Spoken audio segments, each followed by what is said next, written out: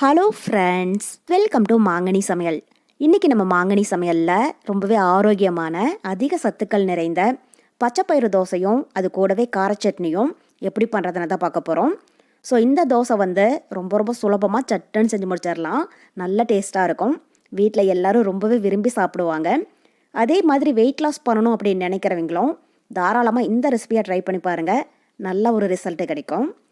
சரி வாங்க, இப்போ இந்த பச்சைப்பயிறு தோசையும் அது கூடவே கார சட்னியும் எப்படி பண்ணுறதுன்னு பார்க்கலாம். ஃபஸ்ட்டு இந்த தோசை பண்ணுறதுக்கு நம்ம பச்சை பயிரை ஊற வச்சிடலாம். அதுக்கு நான் இங்கே ஒரு கப் அளவுக்கு பச்சை பயிரை எடுத்து வச்சுருக்கேன். இது பார்த்தீங்க அப்படின்னா கிட்டத்தட்ட ஒரு 200 கிராம் அளவு இருக்குது. இப்போ இதில் தண்ணி விட்டு 2-3 டைம் இதை நல்லா கழுவி எடுத்துக்கோங்க.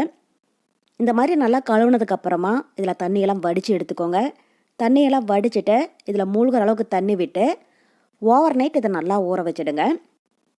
நீங்கள் காலையில் டிஃபனுக்கு செய்கிறதா இருந்தால் ஃபஸ்ட் நாள் நைட்டே ஊற வச்சுடுங்க. அப்போ தான் பச்சை பயிறு நல்லா ஊறி வரும்.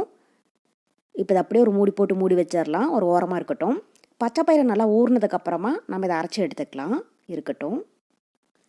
பாருங்கள், இப்போ இது ஓவர் நைட் நல்லா ஊறிடுச்சு. கிட்டத்தட்ட ஒரு 8 மணி நேரம் போல் நல்லா ஊறி வந்திருக்கு. இப்போ இந்த மாதிரி நல்லா ஊறினதுக்கப்புறமா இதில் தண்ணியெல்லாம் வடிச்சிட்டு இதை ஒரு மிக்ஸி ஜாருக்கு மாற்றிடலாம். மிக்ஸி ஜாருக்கு மாற்றிட்டு இப்போ இதில் ஒரு 3 பச்சை மிளகாய் சேர்த்துக்கோங்க. நான் 3 அளவுக்கு பச்சை மிளகாய் சேர்க்குறேன். உங்களுக்கு எந்த அளவுக்கு காரம் தேவையோ நீங்கள் அதுக்கு தகுந்த மாதிரி கூட்டி குறைச்சி ஆட் பண்ணிக்கோங்க. அப்புறம் ஒரு 1/2 இன்ச் அளவுக்கு இஞ்சியை தோலெல்லாம் சீவிட்டு இந்த மாதிரி சின்ன சின்னதாக கட் பண்ணி சேர்த்துக்கோங்க. அப்போ தான் நல்லா நைஸாக மையும். கூடவே கொஞ்சமாக மல்லி இலை சேர்க்குற போது இந்த தோசை நல்ல மணமாக இருக்கும். நீங்கள் விருப்பப்பட்டால் இன்னும் கொஞ்சம் அதிகமாக கூட சேர்த்துக்கோங்க. அப்புறம் இதில் கொஞ்சமாக கருவேப்பிலை, கூடவே 1 டீஸ்பூன் சீரகம், அப்புறம் இதுக்கு தேவையான அளவு உப்பும் சேர்த்துடலாம். சேர்த்துட்டு இப்போ இதில் கொஞ்சமாக தண்ணி விட்டு நல்லா நைஸாக அரைச்சி எடுத்துக்கோங்க.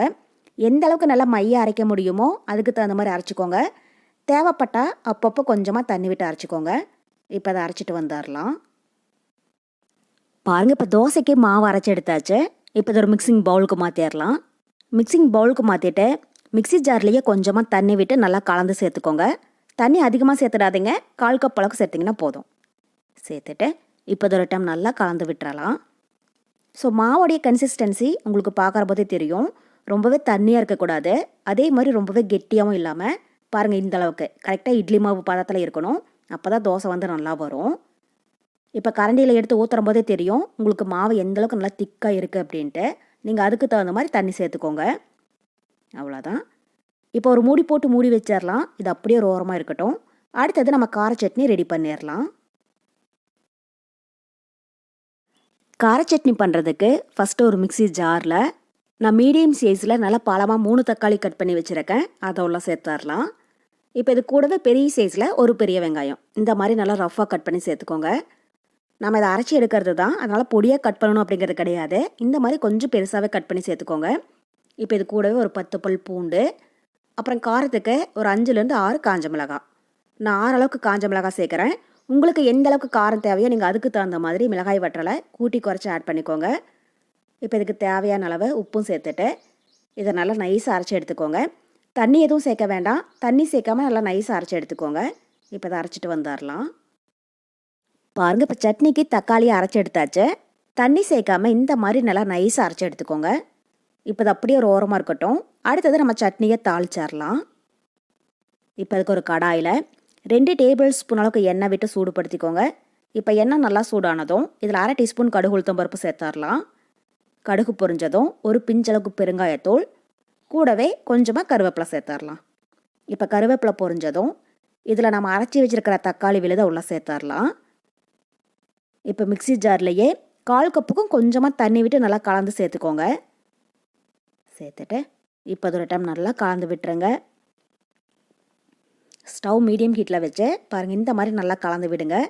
கலந்து விட்டுட்டு இப்போ இந்த ஸ்டேஜில் நீங்கள் உப்பு காரம் டேஸ்ட் பண்ணி பாருங்கள். உங்களுக்கு ஒருவேளை உப்பு காரம் குறைவாக இருந்தாலும் நீங்கள் தேவையான அளவு ஆட் பண்ணிக்கோங்க. ஒருவேளை காரம் குறைவாக இருந்துச்சு அப்படின்னா கொஞ்சமாக தனி மிளகாய்த்தூள் சேர்த்துக்கோங்க, சரியாக போயிடும். அவ்வளோதான். இப்போ கடாயோடைய மூடி போட்டு மூடி வச்சிடலாம். இது மீடியம் ஹீட்டில் ஒரு 5 நிமிஷம் அப்படியே இருக்கட்டும். 5 நிமிஷத்துக்கு அப்புறமா எப்படி இருக்குன்னு பார்க்கலாம். பாருங்கள், இப்போ ஒரு 5 நிமிஷம் போல் ஆகிடுச்சு. சட்னி நல்லா திக்காகி எண்ணெய் பிரிஞ்சு வர ஆரம்பிச்சிடுச்சு. அதே மாதிரி தக்காளியோடைய பச்சை வாசனையும் போயிடுச்சு. அவ்வளோதான். இப்போ நம்ம கார சட்னி தயாராகிடுச்சு. இந்தளவுக்கு நல்லா திக்காக இருக்கணும். இப்போ இந்த சட்னி நல்லா சுட சுட இட்லி, தோசை, அதுக்கப்புறம் பணியாரம் இது எல்லாத்துக்குமே ரொம்பவே அட்டகாசமாக இருக்கும். நம்ம 2-3 நாள் வரைக்குமே வச்சுருந்து சாப்பிட்லாம், நல்லாயிருக்கும்.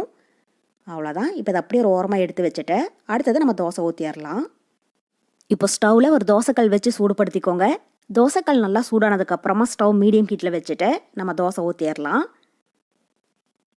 பாருங்கள், உங்களுக்கு பார்க்குறம்போதே தெரியும் மாவு எந்த அளவுக்கு நல்லா திக்காக இருக்குது அப்படின்ட்டு. இந்த மாதிரி நல்லா திக்காக இருந்துச்சு அப்படின்னா தான் தோசை வந்து நல்லா வரும். அதே மாதிரி தோசை ஊற்றுறதுக்கு முன்னாடி ஒரு டைம் மாவை நல்லா கலந்துட்டு அதுக்கப்புறமா ஊற்றிக்கோங்க. இப்போ இதுக்கு மேலே கொஞ்சமாக எண்ணெய் இல்லைன்னா நெய் சேர்த்துக்கோங்க. சேர்த்துட்டு இப்போ இந்த தோசை கரண்டி வச்சு இது மாதிரி லைட்டாக சமப்படுத்தி விட்டுறலாம். பாருங்கள், இப்போ தோசை ஒரு சைடு நல்லா வெந்துடுச்சு. இப்போ அதை அடுத்த சைடு திருப்பி போட்டுடலாம். ஸ்டவ் மீடியம் ஹீட்டில் வச்சு இதே மாதிரி 2 சைடும் நல்லா வேக வச்சு எடுத்துக்கோங்க. அவ்வளோதான். இப்போ தோசை 2 சைடும் நல்லா வெந்துடுச்சு. இதை வெளியில் எடுத்துடலாம். இப்போ அடுத்தது நம்ம இன்னொரு தோசை ஊற்றிடலாம். இப்போ இந்த தோசைக்கு மேலே நீங்கள் விருப்பப்பட்டால் பொடியாக கட் பண்ண கொஞ்சம் பெரிய வெங்காயம் இல்லைன்னா துருவன கேரட் கூட மேலே கொஞ்சமாக தூவி விட்டுக்கோங்க, நல்லாயிருக்கும். நான் வந்து இன்றைக்கி அது எதுவும் சேர்க்கல, ப்ளைன் தோசையாக தான் ஊற்றுறேன். இப்போ இந்த தோசையை நீங்கள் திருப்பி போட்டு வேக வைக்கிறதா இருந்தாலும் வேக வைக்கலாம். இல்லைன்னா மீடியம் ஹீட்டில் ஒரு சைடு மட்டும் நல்லா வேக வச்சுட்டு வெளியில் எடுத்துடலாம், நல்லாயிருக்கும். பாருங்கள், இப்போ தோசை நல்லா பொன்னிறமாக மொறுமொறுன்னு வெந்துடுச்சு. இப்போ இதை அப்படியே பொறுமையாக மடிச்சுட்டு நம்ம வெளியில் எடுத்துடலாம். அவ்வளோதான். இப்போ ரொம்பவே ஆரோக்கியமான பச்சைப்பயிறு தோசையும் அது கூடவே கார சட்னியும் ரொம்ப ரொம்ப சூப்பராக தயாராகிடுச்சு. இதனுடைய டேஸ்ட் அவ்வளோ ரொம்ப அட்டகாசமாக இருக்கும். ஸோ கண்டிப்பாக நீங்கள் வீட்டில் செஞ்சு பாருங்கள். செஞ்சு பார்த்துட்டு டேஸ்ட் எப்படி இருந்துச்சுன்னு மறக்காமல் கமெண்ட் பாக்ஸில் சொல்லுங்கள். என்னுடைய இந்த ரெசிபி வீடியோ உங்களுக்கு பிடிச்சிருந்தா லைக் பண்ணுங்கள். உங்கள் ஃப்ரெண்ட்ஸ் அண்ட் ரிலேட்டிவ்ஸ் கூட நிறைய ஷேர் பண்ணுங்கள்.